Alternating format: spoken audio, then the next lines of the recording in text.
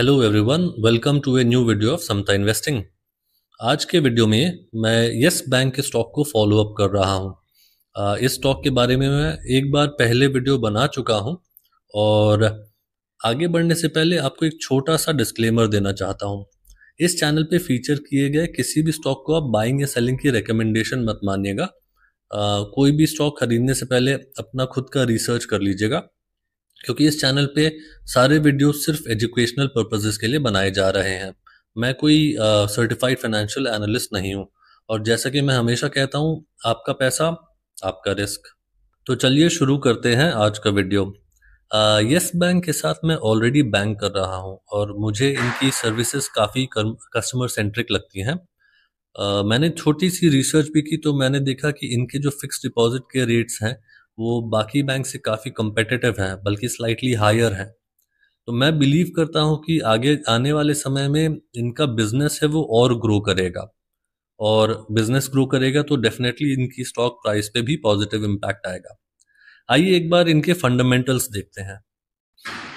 Even though इस company की stock price गिर के करीब 20-21 रुपए पे आ गई है, फिर भी ये एक 66,000 करोड़ के मार्केट कैप वाली लार्ज कैप कंपनी है।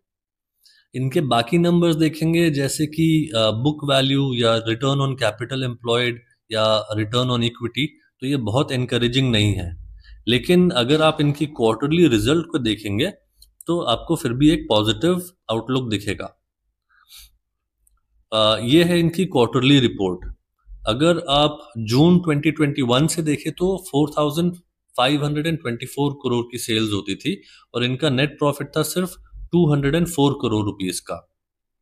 इस समय जून 2024 की अगर आप क्वार्टरली सेल्स रिपोर्ट देखें तो इनकी रेवेन्यू हो गई है 7,725 करोड़ की, और इनका नेट प्रॉफिट बढ़ के हो गया है 516 करोड़ का।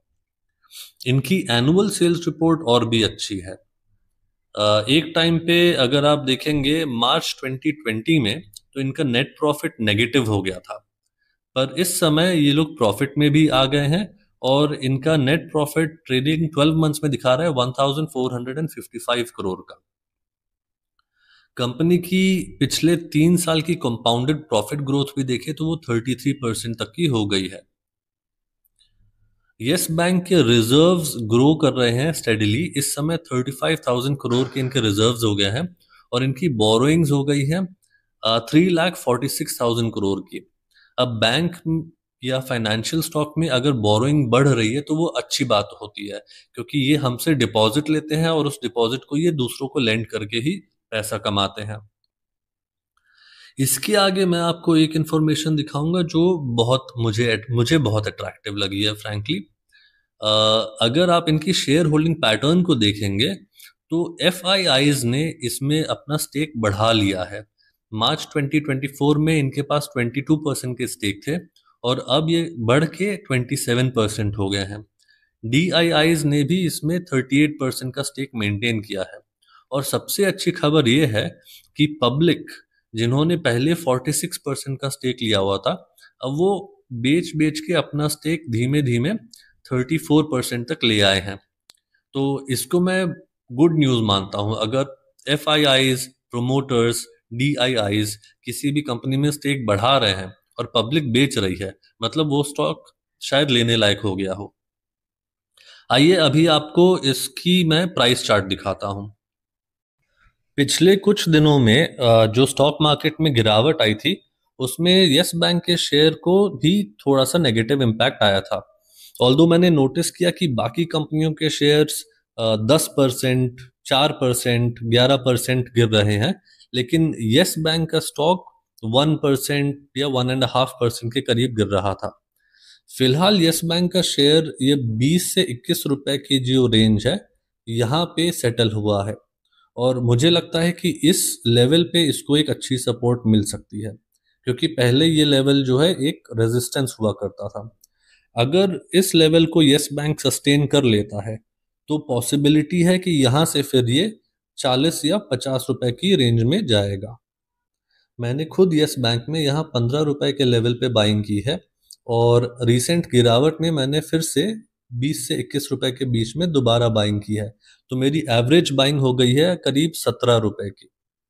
अब यहाँ से यस बैंक क्या दोबारा अपनी पुरानी ग्लोरी को छू पाएगा और 400 रुपए तक जा पाएगा, ये वक्त ही बताएगा।